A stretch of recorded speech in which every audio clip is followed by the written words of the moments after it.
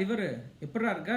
நீ வேற ஏன்டா இப்போதான் ஒரு ஃபுல் மட்டன் பிரியாணியை சாப்பிட்டுட்டு ஒரு ஸ்ப்ரைட் பாட்டிலை குடிச்சிட்டு அப்புறம் ஏதோ சிஸ்லிங் ப்ரௌனியாமே அதை வேற ஆர்டர் பண்ணிட்டு வெயிட் பண்ணிட்டு இருக்காரு எங்க ஆளு. நீ தான் டீடாக்ஸ் ஆர்கனைசேடா, எல்லாத்தையும் செமிச்சு விட்டுற வேண்டியதானே. எப்பயாவது சாப்பிட்டா பரவாயில்ல, எப்பயுமே இப்படி சாப்பிட்டா என்ன பண்றது? போன வாரம் தான் வயிறு வலிக்குதுன்னு சொல்லிட்டு டாக்டர் பார்த்ததுல ஃபேட்டி லிவர் இருக்குன்னு சொல்லியிருக்காங்க.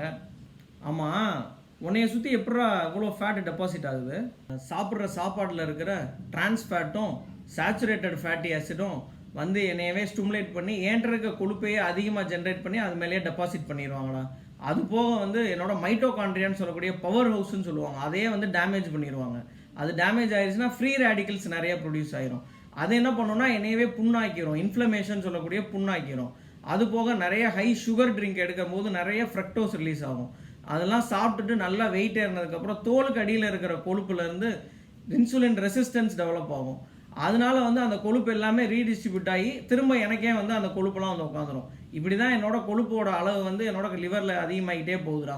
அதை தவிர வந்து இந்த டேமேஜ் ஆகிறனால கொஞ்சம் கொஞ்சமாக புண்ணாகிக்கிட்டே இருப்பேன், அடுத்தடுத்த ஸ்டேஜுக்கும் போயிட்டே இருப்பேன். இப்போ ஃபேட்டி லிவராக இருக்கனாலும் கொஞ்ச நாள் புண்ணாகி ஹெப்படைட்டிஸாக மாறிடுவேன், அப்புறம் இன்னும் கொஞ்சம் புண்ணாகிட்டே இருந்தேன்னா சிரோசிஸாக மாறிடுவேன், ஈவன் கேன்சர் அளவு கூட போயிடுவேன்டா.